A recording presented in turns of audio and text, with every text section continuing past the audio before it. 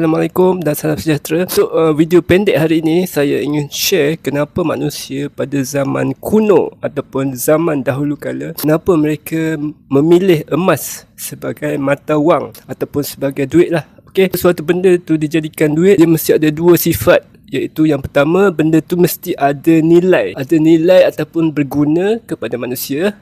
Yang kedua, sifat itu diketahui oleh seramai mungkin oleh manusia.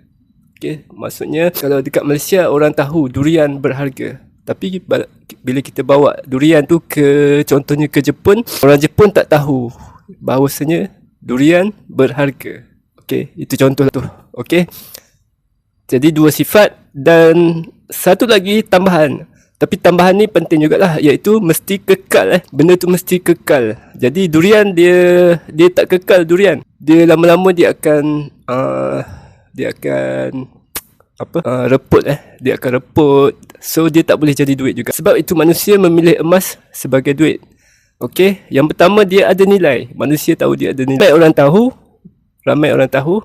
Dan yang ketiga, dia kekal. Okey, emas ni dia adalah logam. Logam yang mana dia tidak teroksida. Jadi dia tak berkarat lah. Tak berkarat. Jadi sifat dia tu kekal. Bila sifat dia kekal, jadi dia boleh disimpan dalam masa yang panjang tanpa berlaku perubahan sifat. Jadi ketiga-tiga ciri itu menjadikan emas sebagai sesuai sebagai duit. Okey.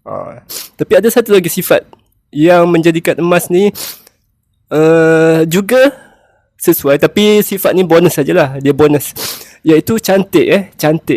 Cantik pada pandangan manusia lah. Dia berwarna kuning. Sebab itu nama kimia untuk emas Au aurum. Aurum adalah perkataan Latin perkataan Latin. Jika kita translate, dia adalah bermaksud kuning. Jadi dia adalah sejenis logam yang berwarna kuning. Okey. Itu cerita pasal emas lah.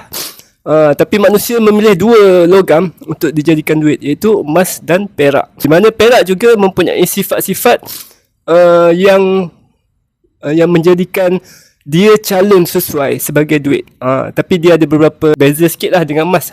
Tak apa, nanti saya akan ceritakan kemudian.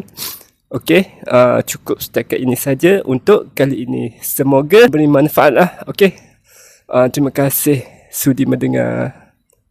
Bye-bye.